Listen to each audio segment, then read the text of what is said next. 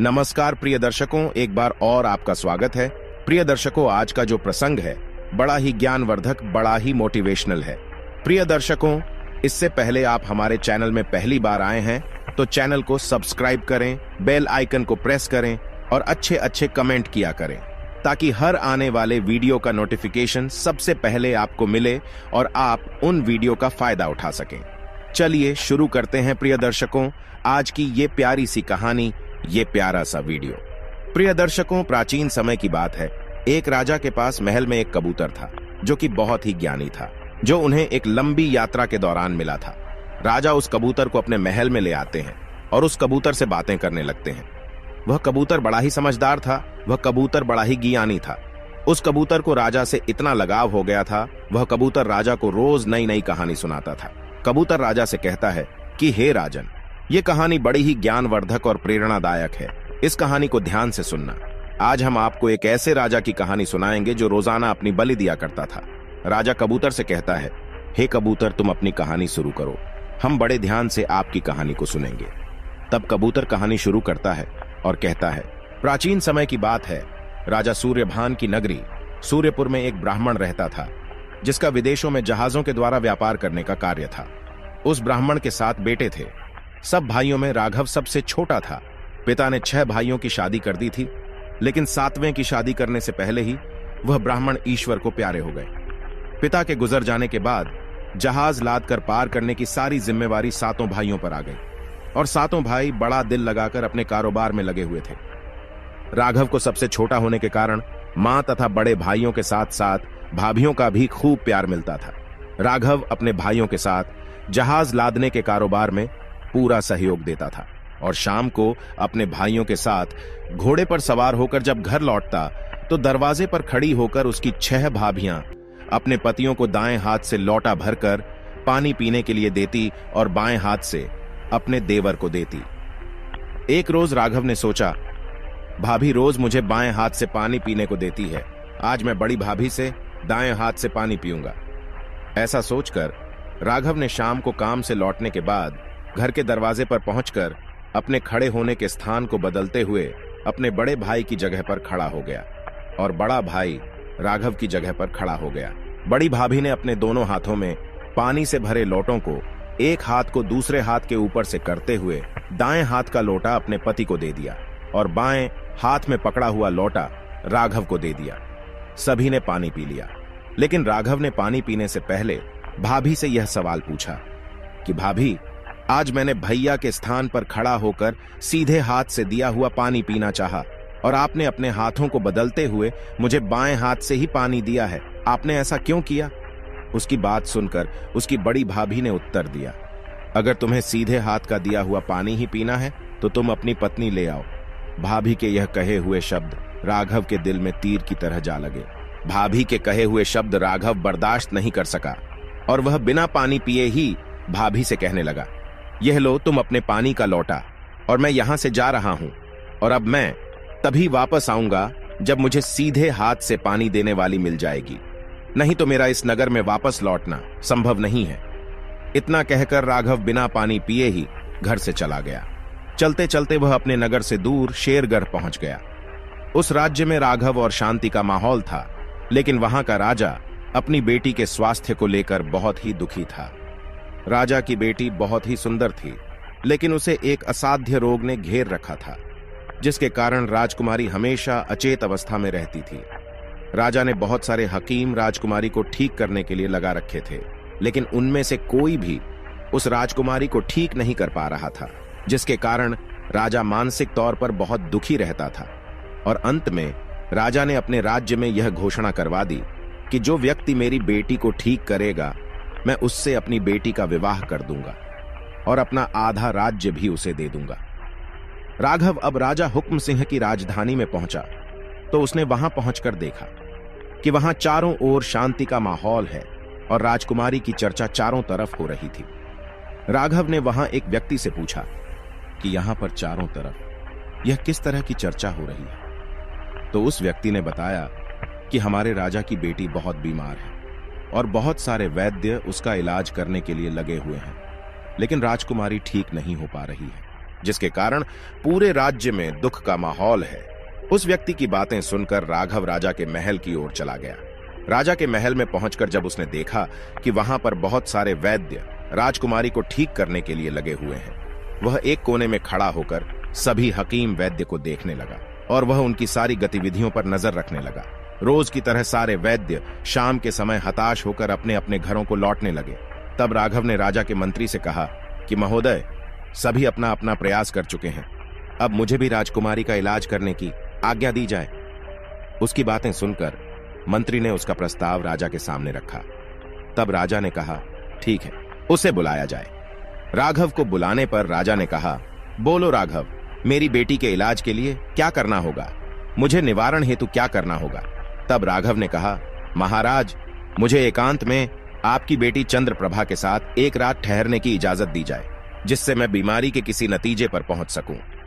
राजा ने राघव की बात को मान लिया और उस रात राजा ने अपनी बेटी चंद्रप्रभा के साथ राघव को उसके कक्ष में ठहरा दिया। राघव राजकुमारी से कुछ दूरी पर बैठ गया और वह उसकी पहरेदारी करने लगा। जैसे ही रात के 12 बजे का समय हुआ तो अचेत अवस्था में पड़ी हुई राजकुमारी के मुंह से एक नागिन बाहर निकली और वह महल के परिसर से होते हुए जंगल की ओर चली गई। नागिन के चले जाने के बाद राघव ने राजकुमारी को जगाकर उसके स्वास्थ्य के बारे में पूछा। तब उसने अपने आप को स्वस्थ बताया। उसके बाद राघव ने राजकुमारी को सो जाने के लिए कहा।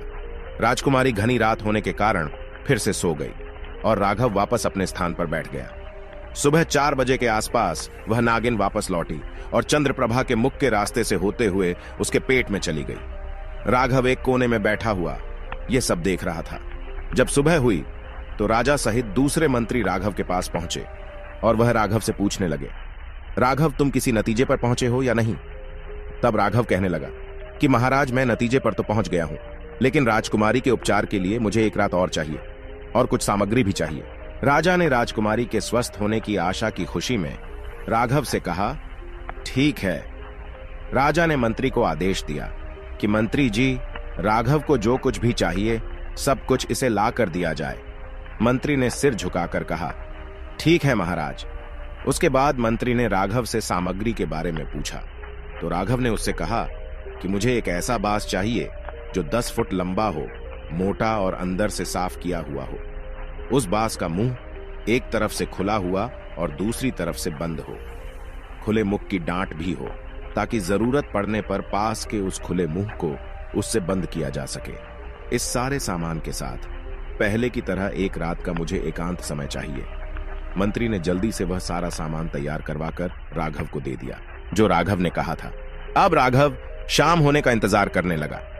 रात होते ही वह वैद्य के जाने के बाद फिर से उसी तरह से एक कोने में एक तरफ बैठ गया और रात के 12 बजने का इंतजार करने लगा।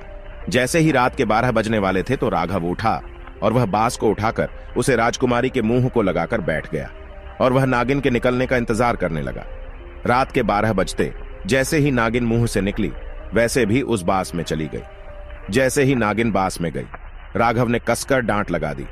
राघव ने उस नागिन को बांध के अंदर बंद कर दिया। उसके बाद उस बांस को एक कोने में खड़ा कर दिया और आराम से सो गया। सवेरा होने पर राजा अपने मंत्रियों के साथ फिर से राजकुमारी के कक्ष में आए तो उन्होंने वहां राघव को सोते हुए पाया।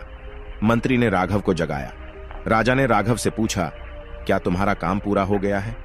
राघव ने कहा, जी हां महाराज, मेरा काम पूरा हो चुका है, लेकिन एक काम अभी बाकी है, उसे आपको अपने सैनिकों के द्वारा पूरा करवाना है।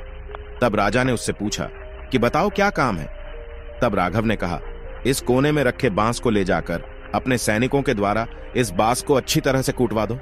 महाराज का आदेश पाते ही सैनिक उस बांस को ले गए और पत्थरों से उस बांस को कूट दिया, जिससे नागिन उछलकर उसके अंदर ही मर गई। उसके बाद राघव ने राजा से कहा कि अब आप अपनी राजकुमारी को जगाइए और उससे उसके स्वास्थ्य के बारे में पूछिए। राजा ने राजकुमारी को जगाया और उससे उसके स्वास्थ्य के बारे में पूछा। राजकुमारी पहले की तरह सामान्य स्थिति में जागी और खिले हुए चेहरे के साथ अपने पिता से मिलने के बाद अपनी मां के पास चली गई। राजा ने जब अपनी बेटी को स्वस्थ पाया तो राजा की खुशी का कोई ठिकाना नहीं रहा। राजा ने अपनी शर्त के अनुसार राजकुमारी का विवाह राघव के साथ कर दिया। उसे अपना आधा राज्य देकर वहां का राजा बना दिया। राघव कुछ दिन महल में रहकर ही अपना समय बिताने लगा। उसके बाद वह अपने राज्य को अपने ससुर को सौंपकर अपनी रानी चंद्रप्रभा के साथ अपने नगर सूर्यपुर आ गया। घर आने के बाद उसकी मां और भाभियों ने उन दोनों का भव्य स्वागत किया और वह दोनों अपने परिवार के साथ खुशी खुशी रहने लगे। उन दिनों सूर्यपुर नगर के बाहर सीमा के समीप हर वर्ष एक मेला लगता था, जिसमें वर्गासुर नाम का एक दानव आता था। वह दानव तेरा विद्या निधान और बड़ा ही ताकतवर था। वह हर वर्ष मेले में आता और अपनी विद्या से एक सुंदर लड़की को मक्खी बनाकर अपनी जटाओं में लगा लेता था। इस तरह से वह लड़कियों का अपहरण करके ले जाता था और अपनी गुफा में ले जाकर 7 तालों के भीतर बंद कर देता था। राज्य की सीमा पर हर वर्ष की तरह इस वर्ष भी मेला लगा, जिसमें राघव की 6 भाभियां चंद्रप्रभा को भी मेला देखने के लिए ले गई। मेले में वह वर्गासुर नाम का दानव भेष बदलकर घूम रहा था। जैसे ही वर्गासुर की नजर चंद्रप्रभा पर पड़ी तो उसे चंद्रप्रभा भा गई। दानव वर्गासुर ने चंद्रप्रभा को अपनी मायावी विद्या से मक्खी बनाकर अपनी जटा में लगा लिया और वहां से अपने असुर में बनी एक गुफा की ओर चल दिया। वहां ले जाकर उसने चंद्रप्रभा को गुफा के अंदर 7 तालों के अंदर बंद कर दिया। उधर राघव की सारी भाभियां चंद्रप्रभा को मेले में चारों तरफ ढूंढ रही थी। चंद्रप्रभा को ढूंढते ढूंढते उन्हें शाम हो गई, लेकिन उन्हें उसका कोई पता नहीं लगा। जब उन्हें चंद्रप्रभा नहीं मिली तो वह खाली हाथ मेले से वापस लौट आई। उनके घर आने पर राघव ने अपनी भाभियों से चंद्रप्रभा के बारे में पूछा तो भाभी ने उसे चंद्रप्रभा के गुम होने के बारे में सब कुछ बता दिया। राघव अपनी पत्नी से बहुत प्यार करता था, इसलिए सुबह होते ही चंद्रप्रभा की खोज में जाने की तैयारी करने लगा। जाने से पहले उसने अपने अस्त्र शस्त्र उठाए और एक तीर उसने अपने घर के आंगन में बनी हुई दीवार के अंदर गाड़ दिया। उसके बाद वह अपनी मां और भाभियों से कहने लगा कि जिस दिन यह तीर जमीन पर गिर जाए उस दिन आप सभी लोग यह समझ लेना कि राघव इस दुनिया में नहीं रहा। यह कहकर राघव अपने परिवार से विदा लेकर चंद्रप्रभा की खोज में निकल पड़ा। चलते चलते राघव एक जंगल में एक साध्वी की कुटिया पर पहुंच गया। वहां जाकर उसने साध्वी को प्रणाम किया। साध्वी ने कहा कि बेटा, तुम मुझे बहुत थके हुए दिखाई दे रहे हो, तुम यहां जंगल में क्या करने आए हो? राघव ने अपना सारा दुख साध्वी को बता दिया। तब उसकी बातें सुनकर साध्वी ने कहा, बेटा जाओ, मेरी कुटिया के पीछे 2 पात्र रखे हैं, जिनमें एक में नहाने का पानी है और एक में पीने का पानी है। पहले तुम अपनी प्यास बुझाओ और अपनी थकान दूर करो। जब राघव कुटिया के पीछे उन पात्रों के पास पहुंचा तो उसने देखा छोटे छोटे पात्रों में थोड़ा थोड़ा पानी भरा हुआ था, जिसे देखकर राघव मन ही मन सोचने लगा कि इतने थोड़े से पानी में कैसे हाथ घूंगा। यह पानी तो मेरे हाथ में भी नहीं आएगा और इतना कम पानी पीकर उसकी प्यास कैसे बुझेगी। फिर राघव ने सोचा कि चलो मैं कोशिश करके देखता हूं। यह सोचकर राघव ने एक पात्र में से एक छोटा लोटा पानी का निकाल लिया और अपना मुंह हाथ धो लिया। उसके बाद जब उसने पात्र की ओर देखा तो पात्र में जितना पानी पहले था उतना ही पानी भरा हुआ था। इसके बाद वह नहाने के लिए बैठ गया और वह पानी का लोटा भर भर कर नहाने लगा। नहाने के बाद भी उस पात्र में पानी उतना ही रहा। उसके बाद उसने दूसरे पात्र से पानी लिया और अपनी प्यास बुझाई। उसके बाद भी दोनों पात्रों में जितना पानी था उतना ही बना रहा। राघव यह सब देखकर हैरत में पड़ गया और वह साध्वी के पास पहुंचा। उसे देखकर साध्वी ने उससे पूछा, बेटा तरोताजा हो गए? राघव ने कहा, हाँ मां। तो साध्वी कहने लगी, तो अब जाओ, मेरे धूने में अंगा गड़ा हुआ है, जितना खा सको उतना खा लेना और बाकी को वापस उसी में गाड़ देना। साध्वी की बात सुनकर राघव धूने की तरफ चल पड़ा और वहां जाकर धूने में से गड़ा हुआ अंगा निकाल लिया। अंगा देखा तो आधी रोटी के बराबर था। उसे देखकर राघव सोच में पड़ गया, यह अंगा तो आधी रोटी के बराबर है और मुझे भूख बहुत ज्यादा लगी हुई है। इससे तो मेरी भूख ही कम नहीं होगी। इससे मैं क्या खाऊं और क्या बचाऊं? इसलिए इसके 2 टुकड़े कर लेता हूं, जिसमें से एक मैं खा लेता हूं और एक को वापस गाड़ देता हूं। ऐसा सोचकर राघव ने उस अंगा के 2 टुकड़े किए। एक को धोने में गाड़कर दूसरे टुकड़े को खाने लगा और उस अंगा को खाता रहा। लेकिन वह अंगा कम नहीं हुआ, उसका पेट भी भर गया, लेकिन अंगा का टुकड़ा उसके हाथ में उतने का उतना बना रहा। यह देखकर राघव फिर से अचंभे में पड़ गया और सोचने लगा कि इस आदमी का पानी भी निराला है और अंगा भी अनोखा है। उसके बाद हाथ के बचे हुए अंगा को भी धूनी में गाड़कर साध्वी के पास चला गया। साध्वी के पास पहुंचने पर उसने पूछा, बेटा खाना खा लिया? तो राघव ने कहा कि जी हां। उसके बाद राघव सोचने लगा कि साध्वी मां इतनी पहुंची हुई है, मैं इन्हीं से चंद्रप्रभा के बारे में पूछता हूं। तब साध्वी मां से कहने लगा, साध्वी मां, क्या आप मुझे मेरी पत्नी के बारे में कुछ बता सकती हैं?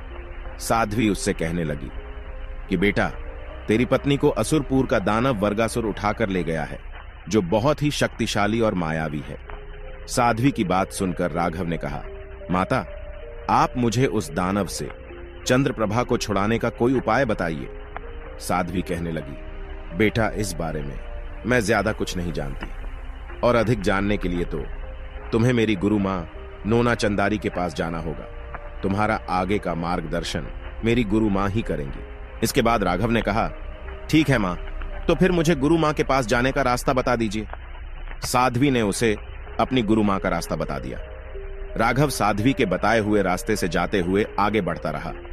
वह गुरु मां नोना चंदारी के पास पहुंच गया, जो 14 विद्याओं और अनेक प्रकार की मायावी विद्याओं से परिपूर्ण थी, जिनका स्थान असुरपुर के नजदीक था।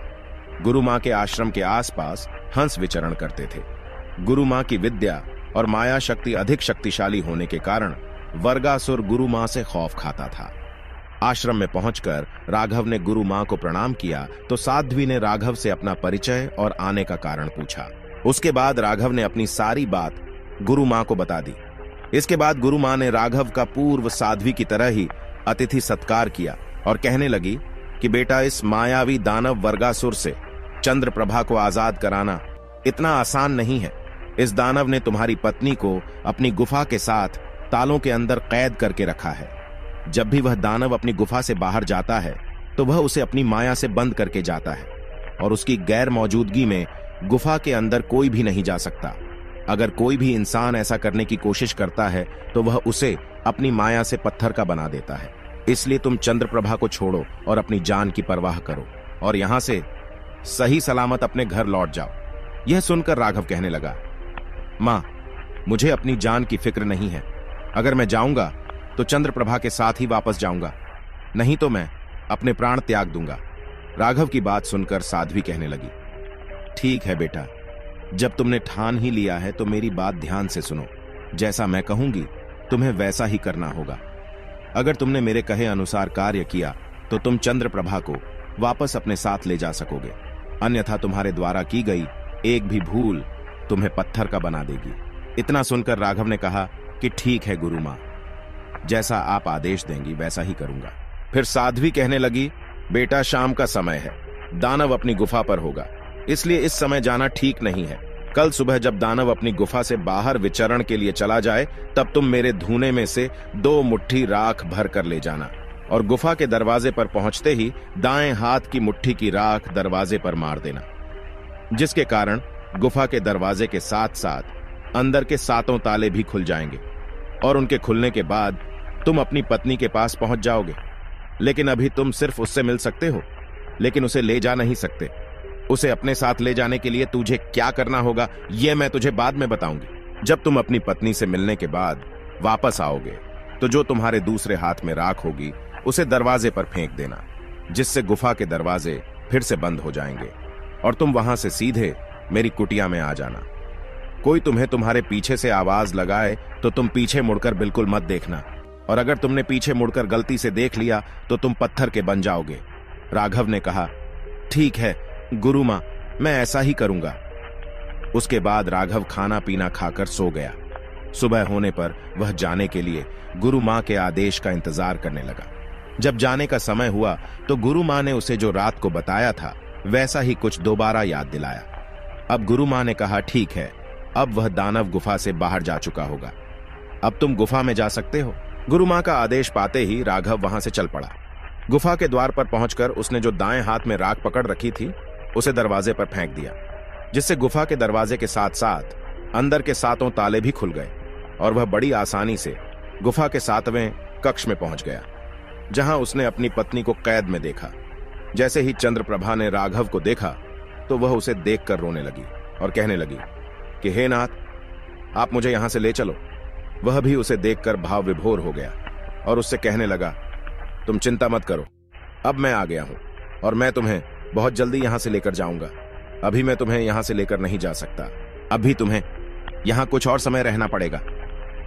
पति की बात सुनकर उसे संतोष हो गया। उसके बाद राघव गुफा से बाहर आ गया और गुफा के दरवाजे से बाहर निकलकर उसने बाएं हाथ में पकड़ी हुई मुट्ठी की राख गुफा के दरवाजे पर फेंक दी, जिससे वह दरवाजा बंद हो गया। उसके बाद वह साध्वी की कुटिया की तरफ चल पड़ा। तभी दानव वहां आ गया और दानव ने राघव को वहां से निकलकर जाते हुए देख लिया और वह पीछे से राघव को मानव स्वर में आवाजें देने लगा कि हे पथितत, तेरे पीछे तेरा सामान गिर गया है, उसे तुम ले जाओ। जब राघव ने किसी मनुष्य की आवाज सुनी तो वह गुरु मां की कही हुई बात को भूल गया और उसने पीछे मुड़कर देख लिया। जैसे ही उसने पीछे मुड़कर देखा तभी वह पत्थर का बन गया। राघव के पत्थर का बनते ही उसके घर के बाहर की दीवार पर लगा हुआ तीर गिर गया। जैसे ही वह तीर गिरा तो उसकी मां और 6 भाभियां रोने लगीं। शाम के समय जब उसके भाई अपने काम से वापस लौटे तो उन्होंने अपने घर में मातम छाया हुआ देखा, तो अपनी मां से पूछा कि मां, आप सब रो क्यों रहे हो? तो उसने उन्हें बताया कि यह देखो, तुम्हारे अनुज भाई राघव के द्वारा गाड़ा गया तीर आज नीचे गिर गया है। इसका मतलब यह है कि आज तुम्हारा भाई हमारे बीच में नहीं रहा। 6 भाइयों ने जब तीर को देखा तो कहने लगे कि मां, तुम चिंता मत करो, हम अभी अपने छोटे भाई की खोज में निकलते हैं और उसे लेकर वापस आते हैं। इतना कहकर 6 भाइयों ने अपने तीर कमान उठाकर एक एक तीर दीवार में गाड़ दिया और मां से कहने लगे, राघव की तरह ही हमारे तीर भी जब तक दीवार में खड़े रहेंगे तब तक हम सही सलामत रहेंगे। जिस दिन यह तीर दीवार से गिर जाए तो यह समझ लेना कि हम लोग भी इस दुनिया से जा चुके हैं। सभी भाई मां की आज्ञा लेकर अपने अपने घोड़ों पर सवार होकर छोटे भाई की खोज में निकल जाते हैं। सभी भाई अपने छोटे भाई की खोज में जाते जाते जंगल में उस पहले वाली साध्वी के पास पहुंचे।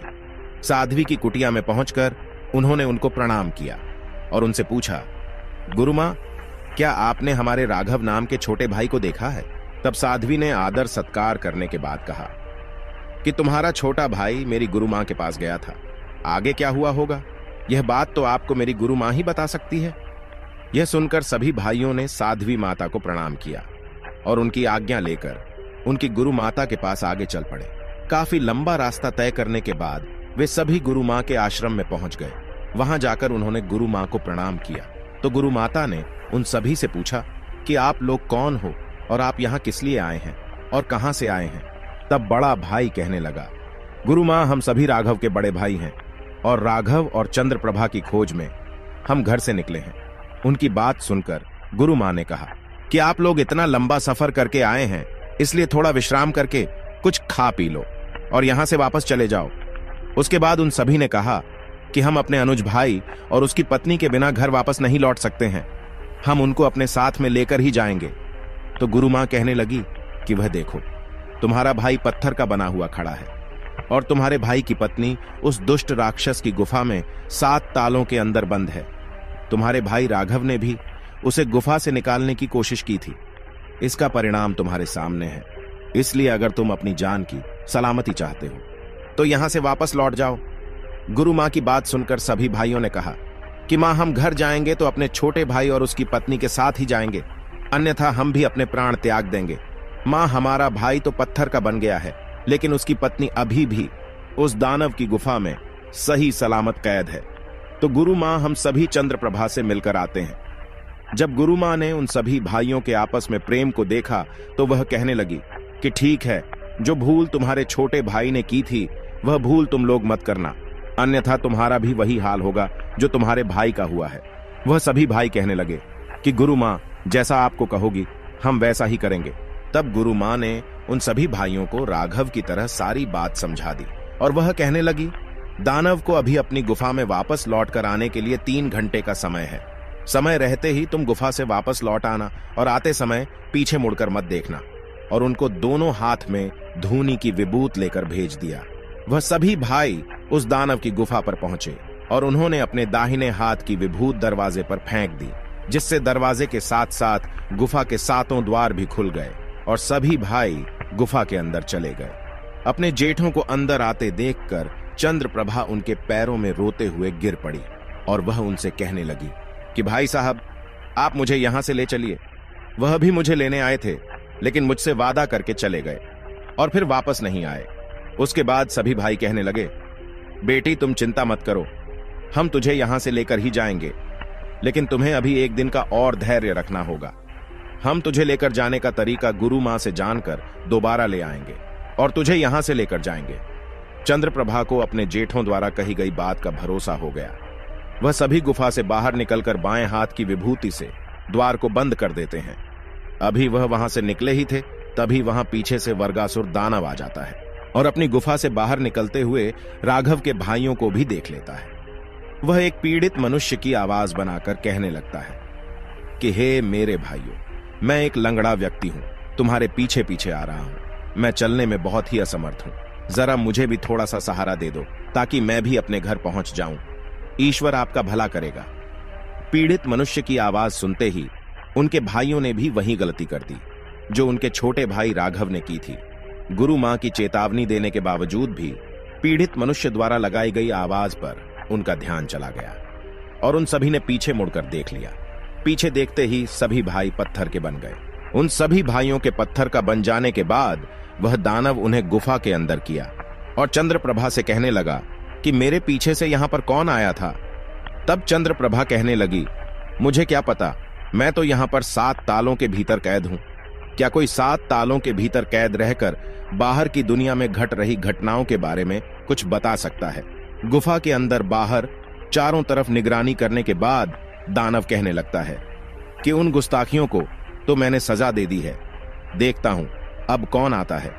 उसकी सजा देने की बात को सुनकर चंद्रप्रभा के पैरों तले से जमीन खिसक गई और वह सोचने लगी कि हो ना हो इसने जरूर मेरे जेठ भाइयों को मार डाला है। इसके बाद चंद्रप्रभा भी जीने की उम्मीद छोड़ देती है। इधर जैसे ही 6 भाई पत्थर के हुए, उनके घर के बाहर बनी दीवार में से 6 के 6 तीर नीचे गिर पड़े। इनको देखकर उनकी मां और उनकी पत्नियां रोने लगी, विलाप करने लगी। उन्हें रोते रोते सुबह से शाम हो गई और शाम से रात हो गई, लेकिन उनका रोना और विलाप करना कम नहीं हुआ। उनके राज्य के राजा सूर्यभान हर रोज रात को अपने नगर सूर्यपुर की प्रजा की खैर खबर लेने के लिए अलग अलग रूप में निकलते थे। उस रात को भी वह राजा अपने घोड़े पर सवार होकर प्रजा की खैर खबर लेने के लिए निकले थे। पूरे नगर का चक्कर लगाने के बाद अंत में राजा जब उस तरफ पहुंचे जहां ब्राह्मणी और उसकी 6 बहुएं विलाप कर रही थी, तो उन्हें देखकर वे उनके पास रुक गए। उनके पास जाकर उस ब्राह्मणी से राजा ने पूछा कि मां, तुझे क्या कष्ट है? तुम इतनी रात गए अपनी बहुओं के साथ क्यों विलाप कर रही हो? तो वह बूढ़ी मां कहने लगी कि क्या बताऊं महाराज, मेरे 7 बेटे थे जिनकी 6 बहुएं यहां पर मौजूद है और एक बहू मेले से गायब हो गई।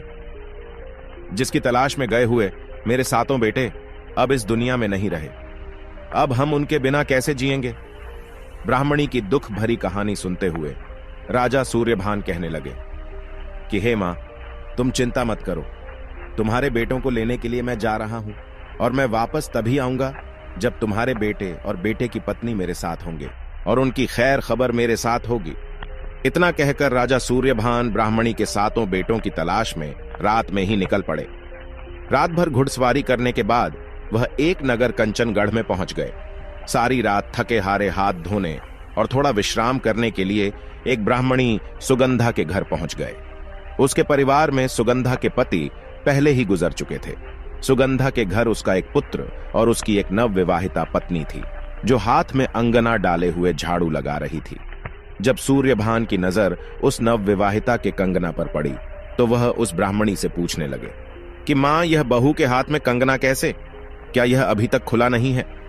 उसकी बात सुनकर ब्राह्मणी बोली कि बेटा, मेरी नवविवाहिता बहू के हाथ में कंगना इसलिए नहीं खुल पाया क्योंकि मेरा बेटा राजा धीर सिंह के यहाँ काम करता है। वह राजा धीर सिंह की पहरेदारी की नौकरी करता है और वहां से राजा ने उसे अवकाश नहीं दिया, इसलिए वह शादी करते ही वापस चला गया और बहू का कंगना इसलिए नहीं खुल पाया है। इतना सुनते ही राजा सूर्यभान बोले कि मां, ऐसा कौन सा राजा है जिसने दुल्हन के कंगना को खोलने के लिए भी समय नहीं दिया?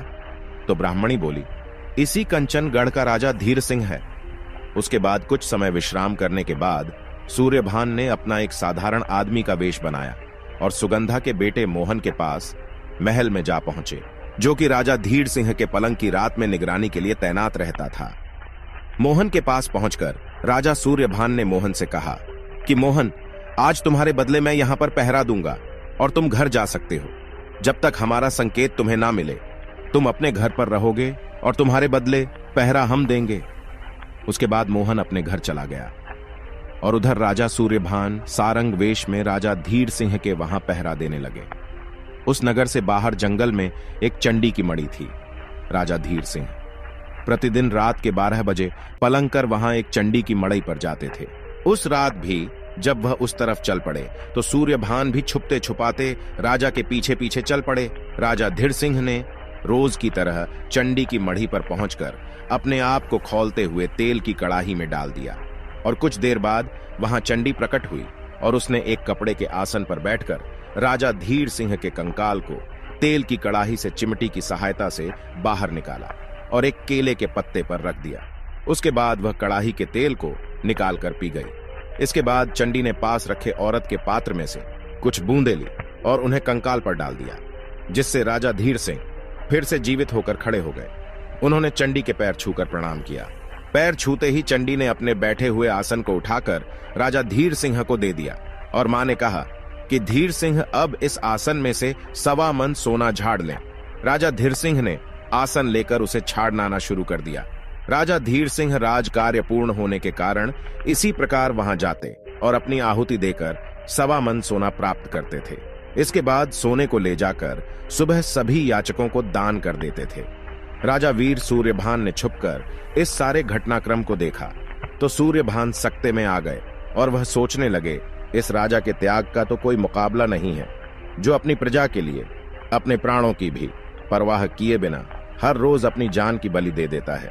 लेकिन धीर सिंह, मैं तुम्हें इस तरह से प्रतिदिन इतनी पीड़ादायक मौत नहीं मरने दूंगा। मैं तुम्हें इस प्रकार रोज बलि नहीं देने दूंगा। राजा सूर्यभान ने मन में दृढ़ निश्चय कर लिया कि मैं इस राजा को इस पीड़ा से मुक्ति दिलाकर ही रहूंगा। उधर चंडी से 1.25 मन सोना लेकर राजा धीर सिंह अपने महल की ओर चल पड़े। राजा सूर्यभान अभी छुपते छुपाते कुछ देर उसके पीछे पीछे चलते हुए उसे पहले महल में पहुंचकर पलंग की निगरानी में तैनात हो गए। राजा धीर सिंह महल में पहुंचकर उस पलंग पर आकर सो गए।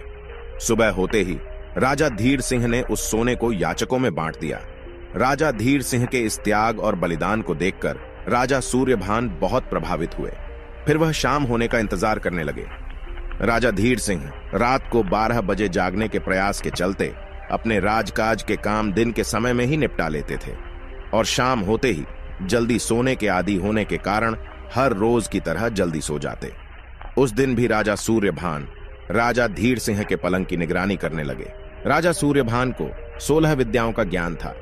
राजा सूर्यभान ने 16 विद्या ज्ञान होने के कारण 12 बजने और राजा धीर सिंह के नींद खुलने से पहले ही अपने 2 वीर राजा धीर सिंह पर ध्यान देने के लिए लगा दिए, जिससे धीर सिंह गहरी निद्रा में सोता रहे।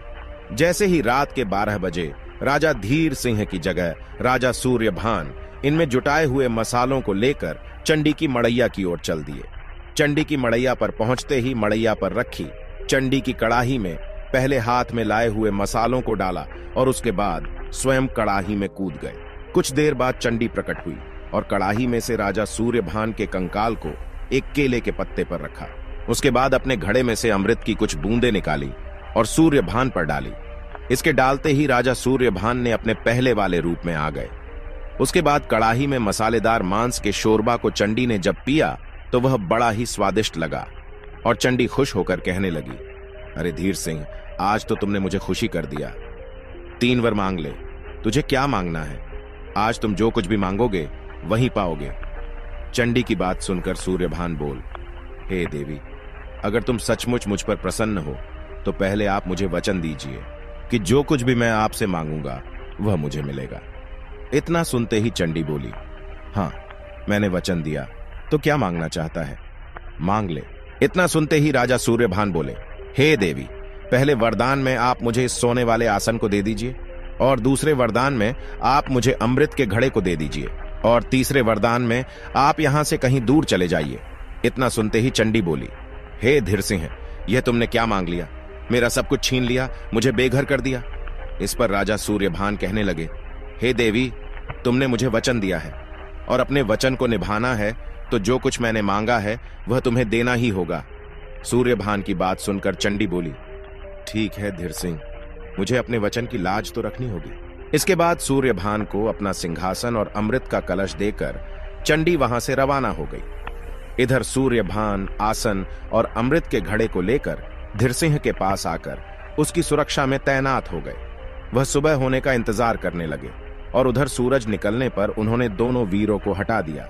वीरों के हटते ही राजा धीर सिंह की नींद खुल गई और राजा धीर सिंह हड़बड़ाकर उठे और अपने चारों तरफ सूरज का उजाला देखकर विचलित हो गए। अपने परिसर में लगी याचकों की भीड़ को देखकर अपने आप पर क्रोधित होते हुए सोचने लगे कि आज रात 12 बजे मेरी नींद क्यों नहीं खुली। अब मैं इन याचकों को क्या दूंगा। अपने याचकों की आशाओं को मैं पूरा नहीं कर सका तो मुझे अब जीने का कोई अधिकार नहीं है। ऐसा सोचकर राजा धीर सिंह अपनी जान खत्म करने के इरादे से अपने विश्राम कक्ष में गए और अपनी कटार खींचते हुए वह अपने ऊपर वार करना ही चाहते थे। तभी उनका पीछा करते हुए राजा सूर्यभान उनके कक्ष में पहुंच गए। राजा सूर्यभान ने राजा धीरज सिंह का हाथ पकड़ते हुए उनके हाथ से कटार छीनकर फेंक दी और उन्हें रोकते हुए कहने लगे, हे राजन, आप यह क्या करने जा रहे थे।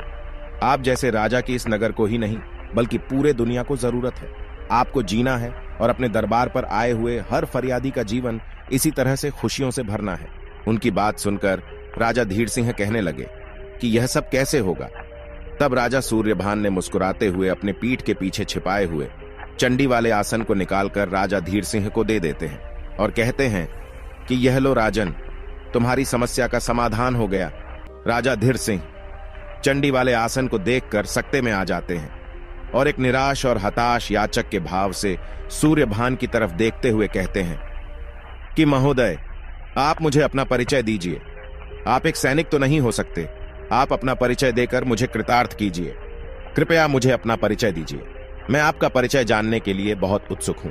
उनकी बात सुनकर अपना परिचय देते हुए राजा सूर्यभान ने अब तक का अपना सारा घटनाक्रम और आने का कारण सब कुछ राजा धीर सिंह को बता दिया। राजा धीर सिंह सूर्यभान का नाम सुनते ही राजा सूर्यभान के पैरों में गिर पड़े और कहने लगे, महाराज, मेरी खता के लिए मुझे माफ कर दीजिए। जिनके चरणों की धूल मुझे अपने माथे पर लगानी चाहिए थी, अनजाने में ही मैं उनसे अपने पलंग की निगरानी करवा बैठा। राजा धीर सिंह की यह बात सुनकर राजा सूर्यभान ने चंडी के चमत्कारी आसन को देते हुए कहा, यह लो, अब तुम्हें हर रोज अपनी आहुति नहीं देनी पड़ेगी और रोज सुबह 1.25 मन सोना प्रतिदिन मिलता रहेगा, जिससे आप अपनी रियासत का अच्छे से ख्याल रखना और ब्राह्मणी के बेटे मोहन को दास बंधन मुक्त करके तनख्वाह देते रहना। तब राजा धीर सिंह ने कहा, राजन, ऐसा ही होगा।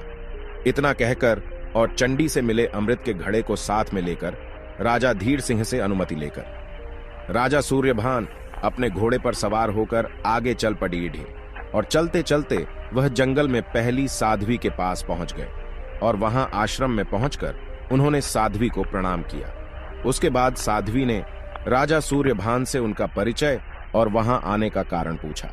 राजा सूर्यभान कहने लगे, मां, मैं राजा सूर्यभान परमार्थ पर कार्य हेतु निकला हूं। क्या आप मुझे ब्राह्मणी के 7 बेटों के बारे में कुछ बता सकते हैं? तब साध्वी कहती है, बेटा, मैं ज्यादा कुछ तो नहीं बता सकती। वह सभी भाई मेरे पास आए तो जरूर थे, लेकिन उसके बाद वह सभी मेरी गुरु मां से मिलने उनके आश्रम की तरफ गए थे। उनके बारे में ज्यादा जानकारी आपको मेरे गुरु से ही मिल सकती है। उनकी बात सुनकर राजा सूर्यभान ने कहा, ठीक मां, तो मैं चलता हूं। साध्वी की आज्ञा लेकर राजा सूर्यभान ने उनकी गुरु मां के आश्रम की तरफ चल पड़े। चलते चलते लंबा सफर करते हुए राजा सूर्यभान गुरु मां के आश्रम में पहुंच जाते हैं। वहां पहुंचकर उन्होंने गुरु मां के चरणों में दंडवत प्रणाम किया और उसके बाद गुरु मां ने राजा सूर्यभान से उनका परिचय पूछा और आने का कारण पूछा। तो सूर्यभान बड़े ही भाव से कहने लगे, मां, मैं सूर्यभान परमार्थ कार्य हेतु ब्राह्मणी के 7 बेटों की खोज में निकला हूं। राजा सूर्यभान के मुख से 7 बेटों का नाम सुनते ही गुरु मां कहने लगी कि बेटा, वे 7 भाई तो पत्थर के हो चुके हैं, उनके साथ तुम भी क्यों पत्थर का होना चाहते हो? वह 7 भाई कुछ नहीं कर पाए तो तुम क्या कर पाओगे? इसलिए बेटा, तुम अपनी जान की फिक्र करो और यहां से वापस लौट जाओ। गुरु माता की बात सुनकर राजा सूर्यभान कहने लगे कि मां, मैं एक दुखियारी मां को उसके बेटों की खैर खबर लेने का वचन देकर आया हूं। उनको साथ में लिए बगैर मैं यहां से वापस नहीं जाऊंगा। अगर जाऊंगा तो उनको साथ लेकर ही जाऊंगा, चाहे मेरी जान ही क्यों ना चली जाए। सूर्यभान की बातें सुनकर गुरु माता कहने लगी, ठीक है बेटा, जैसी तुम्हारी इच्छा, लेकिन जो गलतियां सातों भाइयों ने की थी उन गलतियों को तुम मत करना, अन्यथा जो परिणाम उनका हुआ है वही तुम्हारा भी होगा। जैसा जैसा मैं तुझे कहती जाऊं तुम वैसा वैसा करते जाना।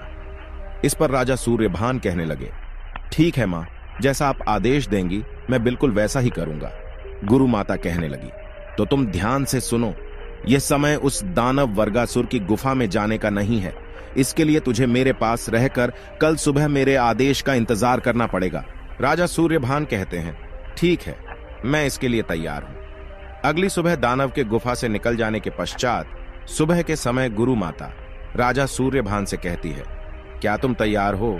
गुरु मां की बात सुनकर सूर्यभान कहते हैं कि हाँ मां, मैं बिल्कुल तैयार हूं।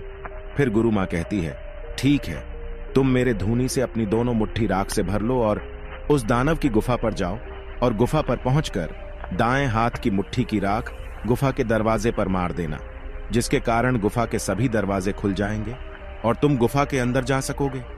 जब तुम चंद्र प्रभा से मिलकर बाहर निकलो तो तुम गुफा के द्वार पर बाएं हाथ की मुट्ठी की राख देना, जिससे गुफा का द्वार बंद हो जाएगा। उसके बाद तुम सीधे मेरे आश्रम में वापस आ जाना। अगर कोई पीछे से तुम्हें आवाज दे तो मुड़कर उसे मत देखना, नहीं तो तुम भी पत्थर के बन जाओगे। सूर्यभान कहने लगे, ठीक है मां, जैसा आपने कहा है मैं बिल्कुल वैसा ही करूंगा। और राजा सूर्यभान अपने दोनों हाथों की मुट्ठी गुरु माता के धूने की राख से भर लेते हैं। राजा दानव की गुफा पर पहुंच जाते हैं। वहां पहुंचकर दाएं हाथ की मुट्ठी की राख को गुफा के द्वार पर फेंक देते हैं, जिससे गुफा के सभी दरवाजे खुल गए। राजा सूर्यभान 7 तालों के भीतर कैद चंद्रप्रभा के पास पहुंच जाते हैं। राजा सूर्यभान को देखते ही चंद्रप्रभा उनके पैरों से लिपटकर रोते हुए कहने लगी कि आप जो कोई भी है, रहमदिल इंसान है, मुझे इस दानव से बचाइए। मेरे पति भी आए थे और मुझसे वादा करके चले गए, लेकिन लौटे नहीं। मेरे जेठ भी आए थे, वह भी मुझे भरोसा देकर चले गए, लेकिन वापस नहीं लौटे। अब आप आए हैं, कम से कम आप तो मुझे यहां से बाहर ले चलिए। उसकी बात सुनकर राजा सूर्यभान बोले, धैर्य रखो बेटी, हम यहां आए हैं तो तुझे लेकर ही जाएंगे, लेकिन 3 दिन तक धैर्य रखना पड़ेगा। अब हम चलते हैं और तुम्हें ले जाने का प्रबंध करके कल हम फिर वापस आएंगे। इतना कहकर राजा सूर्यभान गुफा से बाहर निकल आते हैं और निकलते ही अपने बाएं हाथ की मुट्ठी की राख गुफा के द्वार पर फेंक देते हैं, जिससे दरवाजा फिर से बंद हो जाता है। वहां से निकलकर गुरु माता की कुटिया की तरफ तेजी से चल पड़ते हैं। उधर दानव वर्गासुर की तरफ लौट रहा होता है और राजा सूर्यभान को गुफा से निकलकर गुरु मां की कुटिया की तरफ जाते हुए देख लेता है और उसका पीछा करना शुरू कर देता है और नाना प्रकार से राजा सूर्यभान को आवाज देकर पीछे मुड़कर देखने के लिए मजबूर करता है। लेकिन राजा सूर्यभान उसके किसी भी झांसे में नहीं आते और गुरु माता की कुटिया में घुस जाते हैं। पीछा करता हुआ वर्गासुर कुटिया के पास पहुंचकर गुरु मां से कहता है, गुरु मां, तुम्हारी कुटिया में मेरा चोर है। तब गुरु मां कहती है, मेरी कुटिया में चोर है, यह क्या बकता है? तू यहां से चला जाए, नहीं तो मैं तुझे भस्म कर दूंगी। यह सुनकर वर्गासुर वहां से लौट जाता है। दानव के लौटते ही गुरु माता सूर्यभान से कहती हैं कि बेटा विक्रम, यही वर्गासुर महादानव है, यह सोचिए कि इससे कैसे निपटना है। इस पर राजा सूर्यभान कहने लगे कि मां गुरु, मैंने सोच लिया है। तो गुरु माता कहती है, बेटा तुमने क्या सोचा है? सूर्यभान कहने लगे कि मैं कल गुफा में फिर से जाऊंगा। गुरु मां कहने लगी, गुफा पर जाने से क्या होगा? सूर्यभान कहते हैं, तुम देखती जाओ मां, मैं क्या करता हूं। गुरु माता कहने लगी, ठीक है बेटा। उसके बाद अगले दिन दानव के चले जाने के बाद राजा सूर्यभान ने अपनी दोनों मुट्ठी राख से भरकर गुफा पर पहुंच गए और दाएं हाथ की मुट्ठी की राख गुफा के दरवाजे पर फेंकी। गुफा के दरवाजे खोलकर अंदर चले गए। वहां पहुंचकर वह चंद्रप्रभा से कहते हैं, बेटी आज यह दानव तुम्हारे पास लौट कर आए तो उससे उसके काल के बारे में पूछना। मैं यहां कल फिर से आऊंगा। इतना कहकर राजा सूर्यभान गुफा से निकलकर बाहर से बाएं हाथ की मुट्ठी की राख दरवाजे पर मारकर गुफा का दरवाजा बंद कर दिया। और वहां से गुरु माता की कुटिया की ओर तेजी से चले गए। दूसरी तरफ वर्गासुर को शक हो जाने के कारण वह अपनी गुफा में वापस लौट आया और उसने वापस आते हुए अपनी गुफा से निकलते हुए युवक को गुरु माता की कुटिया की तरफ भागते हुए देखा। इस बार वह उसे पकड़कर खा जाने की नीयत से राजा के पीछे भागा। जब तक वह उसे पकड़ पाता तब तक राजा सूर्यभान गुरु माता की कुटिया में घुस चुके थे। पीछे दौड़ता हुआ वर्गासुर और गुरु माता की कुटिया पर पहुंचा और गुरु माता से कहने लगा कि गुरु मां, मेरा चोर आज फिर से तुम्हारी कुटिया में घुस गया है, मुझे वापस कर दो। गुरु माता उससे कहती है कि भाग जाओ, नहीं तो मैं तुझे भस्म कर दूंगी और मेरी कुटिया में चोर कहां से आएगा, जा यहां से चला जा। इसके बाद वह दानव वहां से चला जाता है। गुरु माता सूर्यभान से पूछती है कि तुम्हें सफलता हाथ लगी? तो राजा सूर्यभान कहते हैं, बस गुरु मां, मुझे कल का एक दिन और दे दीजिए, सफलता जरूर हाथ लगेगी। गुरु मां कहती है, ठीक है बेटा। दूसरी तरफ दानव लौटकर अपनी गुफा में पहुंचा। गुफा में पहुंचकर चंद्रप्रभा को मारते पीटते वह बोला, मेरे पीछे से गुफा में कौन आता है? कौन है? किसकी मौत उसे यहां बार बार खींचकर ला रही है? इस पर चंद्रप्रभा बोली, दानवराज, आप मुझे क्यों पीट रहे हैं? मैं नहीं जानती कि कौन आता है कौन जाता है। मैं तो यहां 7 तालों के भीतर कैद हूं। दानवराज, मुझे एक बात की शंका है। अगर कोई यहां आता है तो यह चिंता की बात है। अगर आपकी गुफा की मजबूत सुरक्षा को कोई भेद सकता है, वह व्यक्ति आपके लिए काल भी बन सकता है। और अगर आप नहीं रहे तो मैं यहां पर घुट घुट कर मर जाऊंगी। इतना सुनकर दानव वर्गासुर जोर जोर से हंसने लगा और कहने लगा कि मेरा काल मुझे मारने वाला तो पैदा ही नहीं हुआ। उसकी बात सुनकर चंद्रप्रभा बोली कि मगर मुझे यकीन नहीं होता। दानवराज कहने लगे कि भोली भाली चंद्रप्रभा, सुनो, मुझे कोई नहीं मार सकता। 7 समुंदर पार खैबर एक वट वृक्ष के पेड़ पर एक बगुले का पिंजरा है और उस पिंजरे में एक बगुली बंद है। उस बगुली में मेरी जान है। उस पिंजरे की रक्षा उस पेड़ से लिपटे हुए सांप और बिच्छू करते हैं। उनके रहते उस पिंजरे को कोई छू भी नहीं सकता। चलो मान भी लिया जाए कि कोई उस पिंजरे को हासिल कर लेगा और उस बगुली को मार डालेगा, तो बगुली का जीव भंवरा बनकर स्वर्ग लोक जाएगा और वहां से अपने मुंह में अमृत की बूंद भरकर लाएगा और बगुली के मुंह में डाल देगा, जिससे वह बगुली फिर से जिंदा हो जाएगी और उसके जीवित होते ही मैं भी जीवित हो जाऊंगा। पहले तो 7 समंदर पार करके जाना किसी के लिए भी मुमकिन नहीं है, इसलिए चंद्रप्रभा चिंता करना गलत है। तुम निश्चिंत हो जाओ, मुझे कोई नहीं मार सकता। इतना कहकर दानव अगले दिन सुबह अपना पेट भरने के लिए जंगल की ओर चला जाता है। दानव के जाने के बाद राजा सूर्यभान उस गुफा के अंदर आते हैं। दानव के काल के बारे में जानकर बहुत खुश होते हैं और जल्दी वापस पहुंचकर गुरु मां से कहते हैं कि मां, दानव के काल का राज मिल गया, उसकी मौत का रहस्य मिल गया। और गुरु मां को सारी बातें बताते हुए कहने लगे कि 7 समुंदर पार कैसे जाया जाएगा। सूर्यभान की बात सुनकर गुरु मां कहती हैं, बेटा सूर्यभान, इसकी चिंता तुम मत करो, तुम्हारे जाने की व्यवस्था मैं कर देती हूं। और गुरु माता ने अपनी कुटिया के पास विचरण करते हुए हंसों में से एक हंस को अपने पास बुलाया। पास आकर उस हंस ने गुरु माता से पूछा, आपने मुझे किस काम के लिए बुलाया है? गुरु माता कहने लगी, बेटा तुम्हें सूर्यभान को अपनी पीठ पर बैठाकर 7 समुंदर पार ले जाना है और रास्ते में इसका भरपूर सहयोग करना है। गुरु माता की बात सुनकर हंस कहने लगा, ठीक है मां, लेकिन मुझे एक समुंदर पार करने पर कुछ खाने को चाहिए, अन्यथा मैं दूसरा समुंदर पार नहीं कर पाऊंगा। गुरु माता कहने लगी, ठीक है बेटा, मैं व्यवस्था कर देती हूं, मैं तेरे लिए लड्डू बना देती हूं। गुरु माता ने हंस के रास्ते में खाने के लिए 14 लड्डू बना दिए।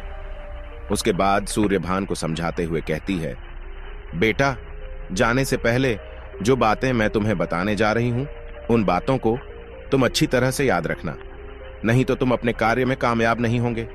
सबसे पहले यह 14 लड्डू है। 7 जाते समय और 7 आते समय हंस को एक एक समुंदर पार करते ही लड्डू खिलाना मत भूलना। दूसरी बात, अचैबर के पेड़ पर सांप बिच्छू बगुली के पिंजरे की पहरेदारी और रक्षा करते हुए मिलेंगे। उन्हें चकमा देकर पिंजरे को उठाने के लिए तुम्हें 3 ही अवसर प्राप्त होंगे। उनके अंदर ही तुम्हें उस पिंजरे को उठाना है। अगर इस बीच में तुम उस पिंजरे को नहीं तोड़ पाए तो तुम्हारा लक्ष्य कभी पूरा नहीं होगा। पिंजरा तोड़कर ही तुम्हें वहां से प्रस्थान करना है। राजा सूर्यभान कहने लगे, ठीक है मां, ऐसा ही होगा। उसके बाद राजा सूर्यभान हंस को एक लड्डू खिलाकर उसकी पीठ पर बैठ गए और कहा, चलिए हंसराज, हम सफर पर चलते हैं। इसके बाद हंस सूर्यभान को अपनी पीठ पर बैठाकर वहां से उड़ चला। जैसे जैसे समंदर पार करता गया, वैसे वैसे राजा सूर्यभान उसको एक एक लड्डू खिलाता गया। इसी तरह उन्होंने सभी समंदर पार कर लिए और वह दोनों उस पेड़ के पास पहुंच गए। थोड़ी देर विश्राम करने के बाद वह हंस उस राजा सूर्यभान को अपनी पीठ पर बैठाकर उस पेड़ के चक्कर काटने लगा। उसका इशारा मिलते ही राजा सूर्यभान ने उस पिंजरे की तरफ जैसे ही हाथ बढ़ाया, उन सभी सांप बिच्छू ने फुंकार मारने शुरू कर दी और इस प्रकार राजा सूर्यभान का पहला वार खाली चला गया। उसके बाद काफी देर तक चक्कर लगाने के बाद उसने फिर से राजा सूर्यभान को इशारा किया और इस बार भी राजा सूर्यभान बगुले के पिंजरे को पेड़ से उतारने में कामयाब नहीं हुए। सूर्यभान को असफल होता हुआ देखकर हंस कहने लगा, यह आप क्या कर रहे हो?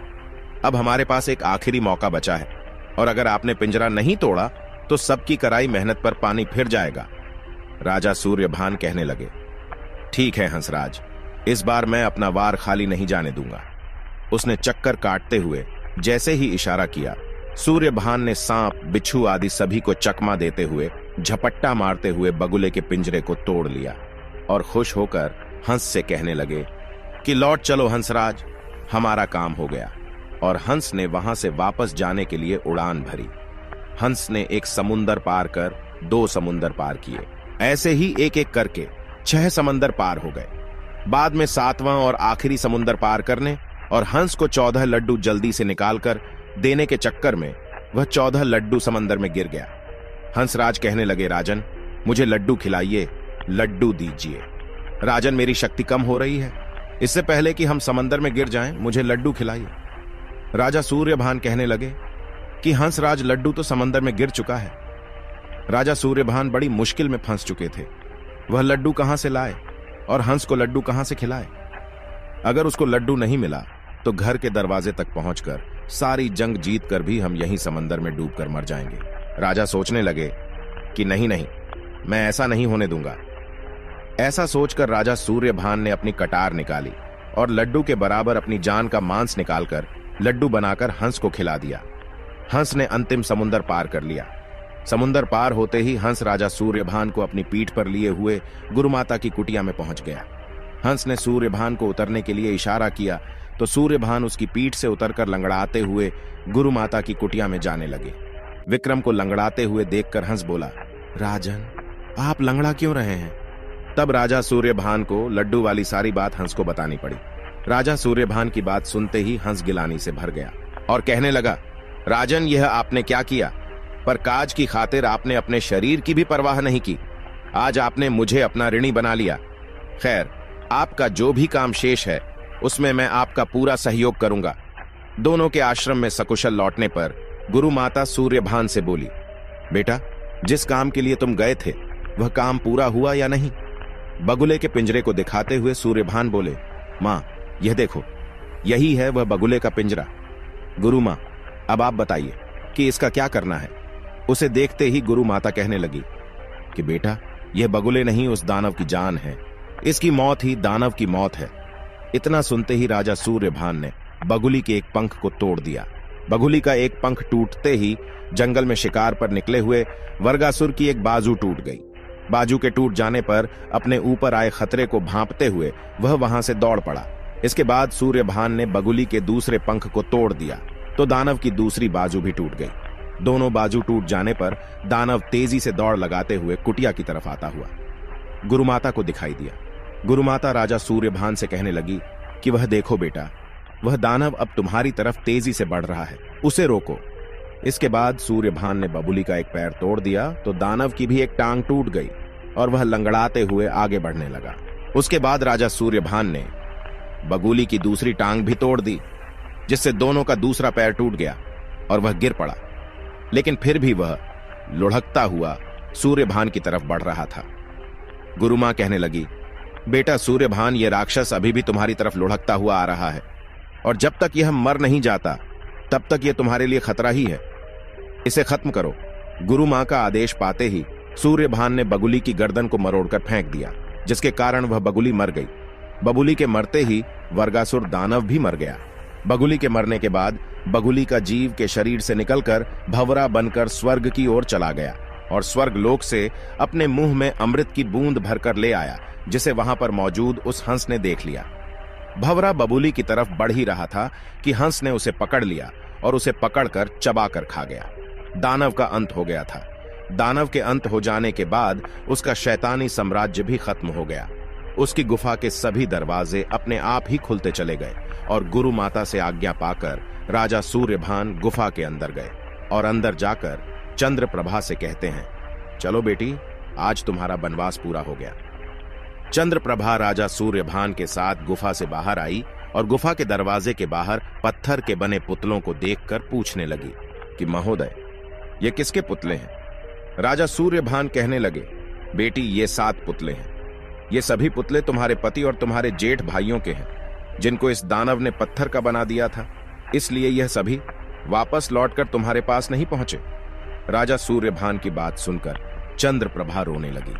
राजा सूर्यभान ने उसे शांत कराते हुए कहा कि नहीं बेटी, यह समय रोने का नहीं है और मुझे थोड़ा सा समय दो।